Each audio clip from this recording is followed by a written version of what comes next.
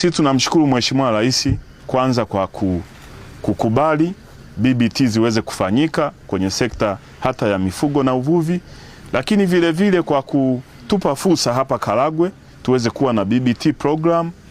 Na kwa niaba ya vijana wa BBT naomba nimshukuru Mheshimiwa Rais kwanza kwa ruzuku au msaada ambao ameutoa kupitia wizara yako ya vijana hawa kuweza kufanya ufugaji kwa miaka 5 bila kulipa pango la NALCO. Hiyo tunamshukuru sana Mheshimiwa Rais.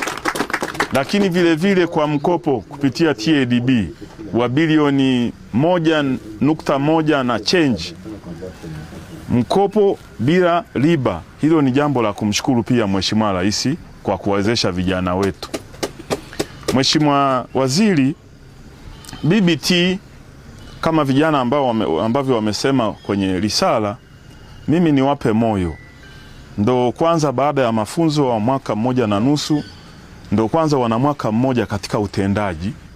Kwa hiyo changamoto zilizopo, na kwa vile serikali imejipanga kuhakikisha mradi huu unafanikiwa, mimi vijana niwape moyo kwamba changamoto ambazo wamezitaja, kwanza Mheshimiwa Waziri amefika na changamoto zenu amezisikia. Lakini vile vile Mheshimiwa Waziri, kabla hujafika nilikuwa naongea na vijana kwamba kazi hizi za sekta ya mifugo na uvuvi sio kazi za kusema utapiga shushaini asubuhi kiatu king'ae. Inabidi buti zichafuke na uingie na uwe field. Mimi Mheshimiwa Waziri, nimetoka huko polini kwenye ng'ombe, nimelala huko kule Mwisa ili asubuhi niweze kuwahi kuja kupokea. Kwa hiyo nilikuwa nawaambia vijana kazi nzuri ambayo serikali imeifanya, na chini ya usimamizi wako, mimi mwenyewe kama mbunge wao nitakuwa napita mara kwa mara kuona haya ambayo wameyasema, yale ambayo yako upande wao kama watakuwa wanayatimiza, lakini vile vile yale ambayo serikali mtaahidi kutusaidia ili kuweza kutatua changamoto zao.